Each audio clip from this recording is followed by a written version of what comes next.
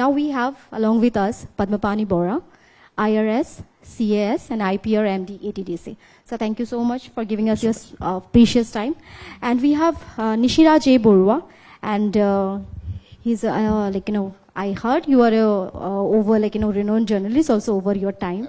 I was a journalist, not renowned, but I was. It is your time; it's renowned only.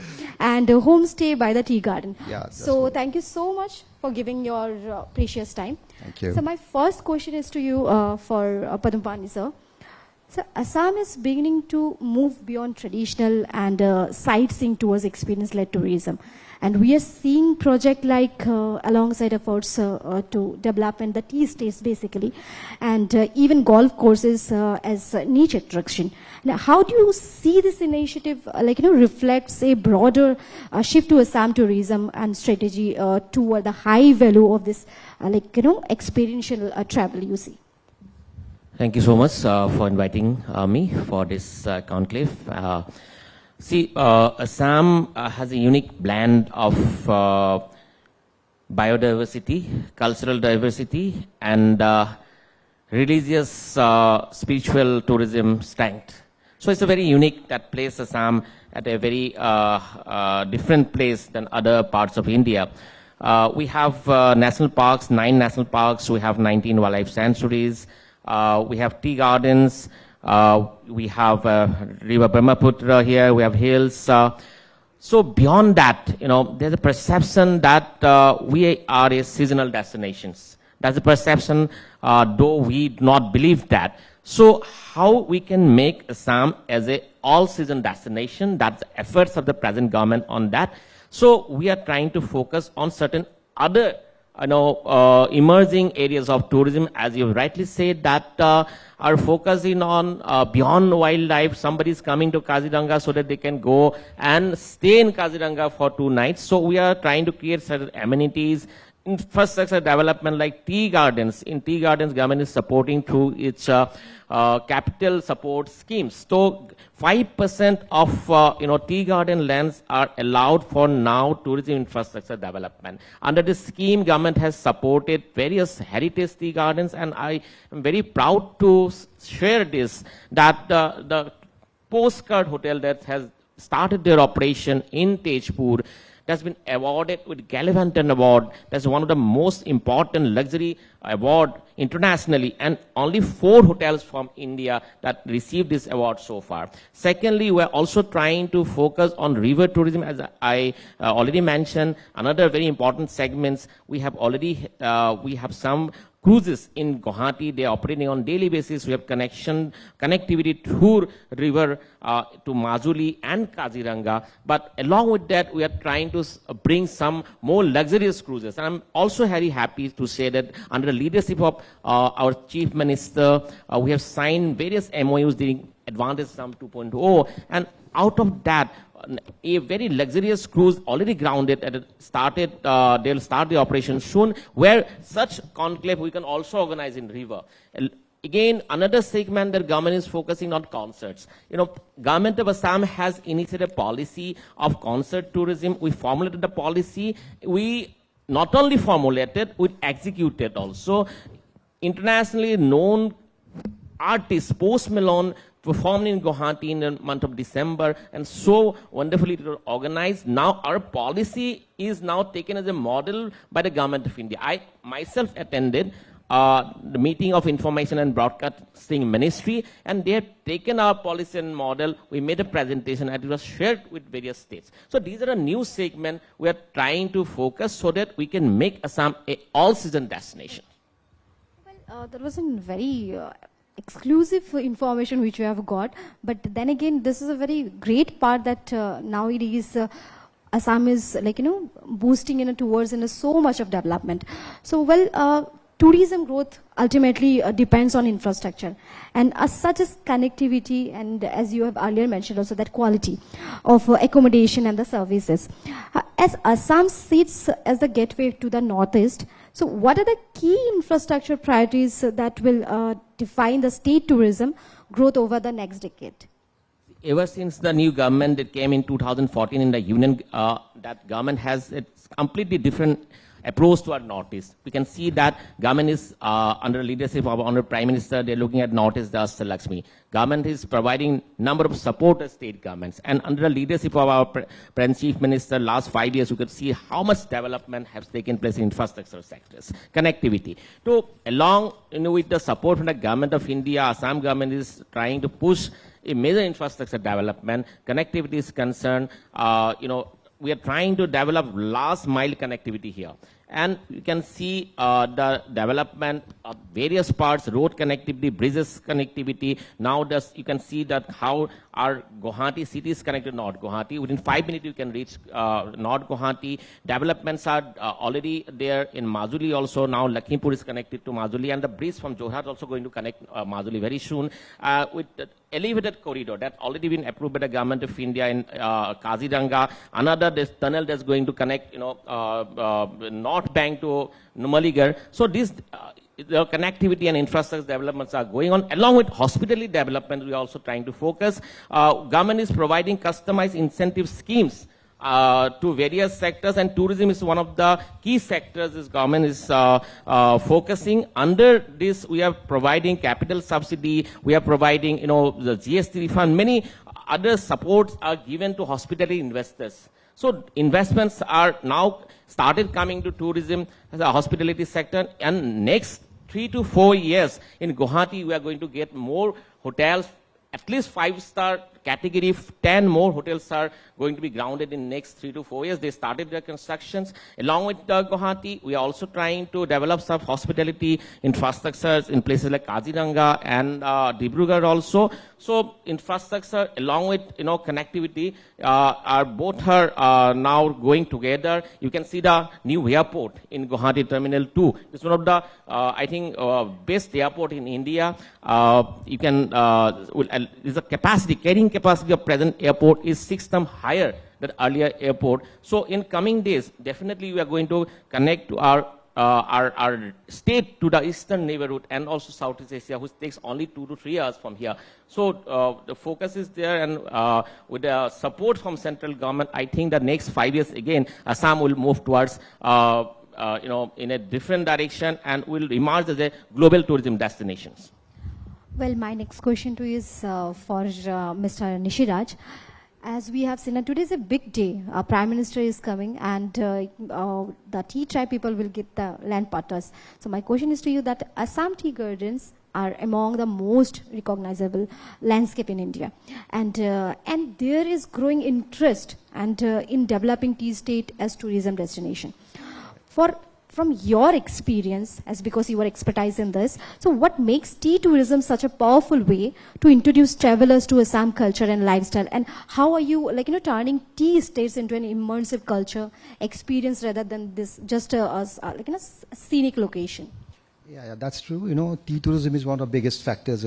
What happens is, because I run a homestay, and a lot of people come from all over the world actually just to see and experience tea tourism.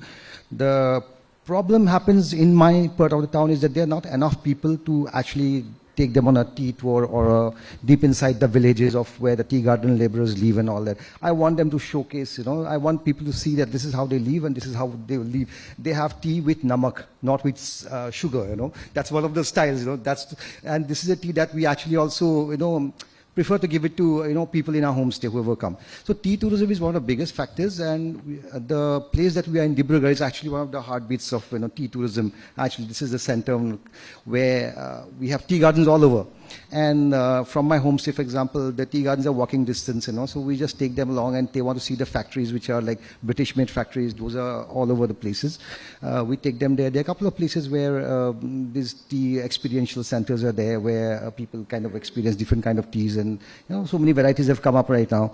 So this is, and tea tourism is lots of new bungalows have been developed as, of course, tea stays. People come and stay in these tea garden homestays and bungalows. The British government places are being converted into, and some of them are being renovated. So there are lots of people coming in and staying all over these kind of places. And it's a beautiful place, I mean, you go walk into a tea garden and you see so many, the way they pluck the leaves and all, unlike in Kerala or, for example, in South Africa or the Jamaica, for example.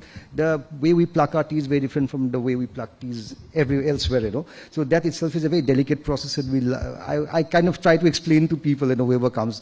So everything is very different, and the feedback has always been very good.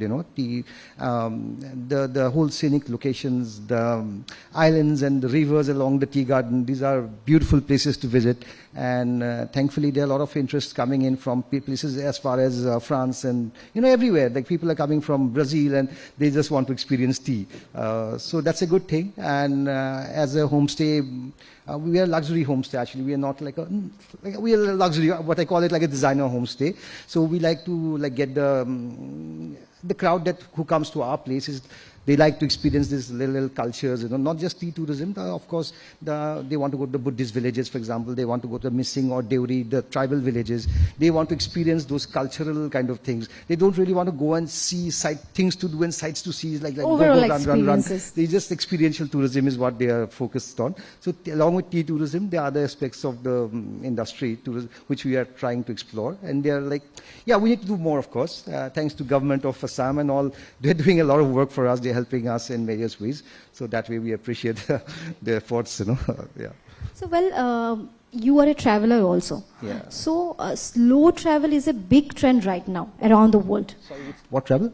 This solo travel. Solo Travel is being a Yes, big trend nowadays. Yes. So, as more tourists want to experience local life rather than simply visit, landmarks. So, how do homestays and community-led hospitality models allow travelers to connect more deeply with the everyday rhythms of Assam tea belt and this rural culture? Yeah, that's what, this solo tourism is really, really big. I see people, not just single man, but single solo female travelers are a big category right now. And they looking for a space which is very safe, of course, number one. And they're looking for a space which is homely, that's homestays, that's where homestays come in. People actually are tired of living in hotels, for example. People who are basically into, they're coming for a cultural immersive tour. They would like to stay in a place where they can understand the local feel of the place, the food and all.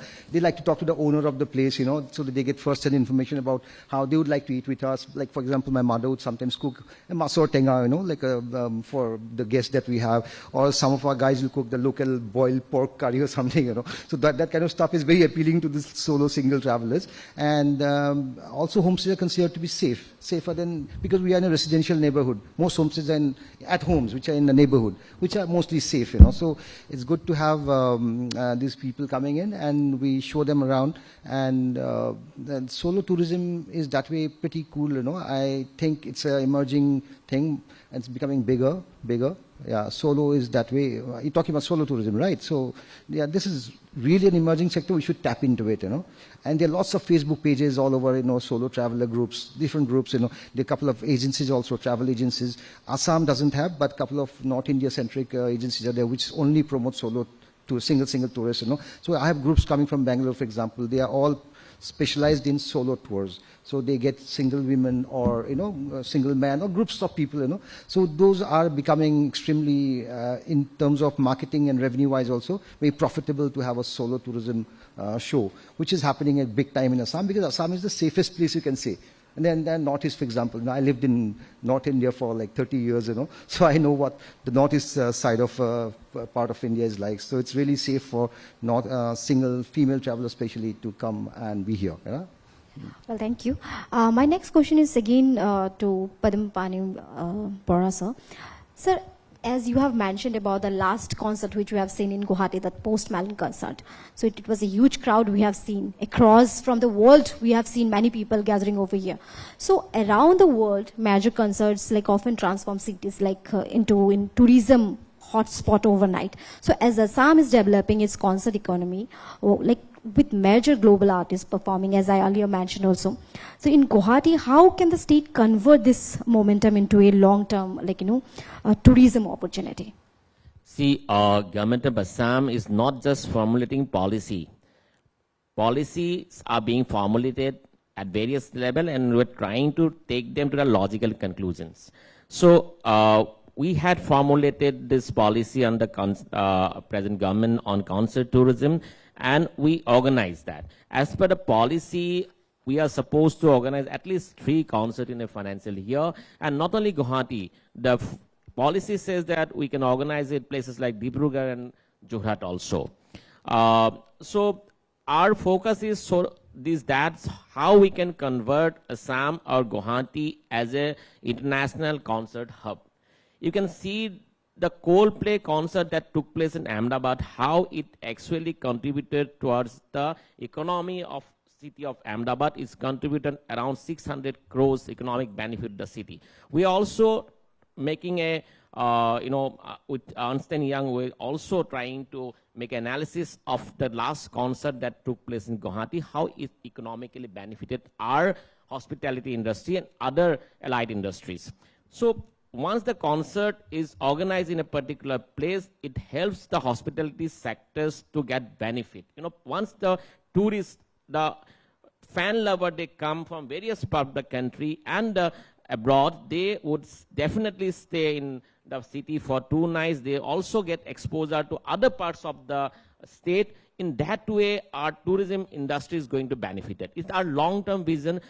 These are all high-value tourists, because somebody is coming from the places like Delhi, Bombay, Bangalore. Definitely, they are spending certain amount on their they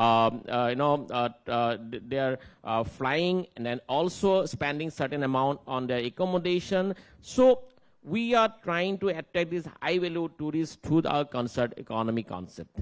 So we have a long-term vision to take Assam to the global map, also bring high-value tourists so that they would contribute towards the growth of our economy. They will substantially contribute in our GSDP in the coming days. Well, that's a very interesting facts which you have mentioned. May I just interrupt and ask please, a question to Mr. please. Bora? You're talking about high-value tourists, What about the people who are in the middle rung or in the lower rung, Are we kind of doing enough for them to kind of get them there? This question is that's on concert tourism. Yeah. So if see, focus is on all the segments. Right. So, but we are just at a phase that we started our journey in tourism. For a long time, we had a history and legacy of insurgents in this place. Right. So our perception has just changed. It started changing. Right. Our footfall, even look at the expansion of our infrastructure and also increase in the footfall numbers in last 4-5 years. Right. It has increased in a rapid speed. If you see the statistics of 2022-23, we received around 10 million domestic tourists. Our foreign tourist numbers also increased. Yeah. So it means this is not only the high value, it is also, middle level tourists are also visiting. Also, but so far as sustainable tourism is concerned, right. we have to focus in coming days on high value tourism, because the number of tourists, once it started increasing, there is always a pressure on the nature, right? So we have to also focus on that, the sustainably how we can develop tourism, high value tourism, always a focus for all the major cities in the world. Right. So we are also focusing on that, but along with the footfall, we are trying to develop a luxury 5-star hotel in various parts of Assam so that high-value tourists would come. Along with that, doesn't mean that we are focusing on the mega infrastructure. Course, we are also trying to support tourism infrastructure. Here, government is providing 2 crores of capital subsidies to the 3 states. And already 8-9 infrastructure already developed. They start their operations. Homestay also, we have given support, cluster-based homestay, initiative at various places. Our homestays already they completed their construction at the places like Dibrugarh, Dima Hasao, Karbi Anglang, Majuli, Soraito, where we do not have major infrastructure accommodation. So we are having a 360-degree approach towards tourism, but obviously I would say that focus should be on high-value tourism so that we can develop or we can support tourism in a sustainable manner. Yeah, that's true. Okay, got it. Yeah. Okay, well, Mr. Nishiraj, I have another question for you. Yeah. That talking about this tea tourism has the potential to open new opportunities, but not just for the states, owners, but also the local communities even. So how can this model grow into a sustainable tourism ecosystem that benefits a wider region and creates jobs while, preserving the culture itself? So basically what happens is, when when talking about tea tourism and developing the community and all that, for example, I'm talking about the labor colonies and all, they have a lot of talent out there, so we have to form these groups. But the problem is they don't know how to market themselves, So we need to, we as people who are around who can do it probably, help them grow and market these things, small community efforts, and we can just help them out that way. And for example, in some people who come to our homestay, they demand some cultural programs, and I want to see Bihu, I want to see. So I said Bihu is not the only thing that we have. We also have Jhumur, which is some people probably would not know, many of them. So I said, okay, let's go and show you some Jhumur dances. So when these things happen, they get paid for it, So this is one of the way of contributing, that way we do it. And other things we take people to the riverside, the riverside community also gets benefited. They have their own culture. Some people do this cooking, the local regionals, very localized cooking, So they do those cookings, for example. So they get paid for it. So these are the little things that we do for the community development program. Not like a big way, because we are all individual entrepreneurs, We do not have a big group as such. But of course, we kind of can take support from the government. They're always ready to help. Back home in Dibrugarh, for example, the people are very supportive, and the machinery is very supportive, that way. Yeah. So that was a lovely conversation between both of you along with us, and thanks that because of you and because of the government of Assam, tourism is boosting, and Assam is developing towards this Atmanirbhar Assam. And thank you so much for giving us your precious time. Thank you, Singh. Thank you so much for hosting us.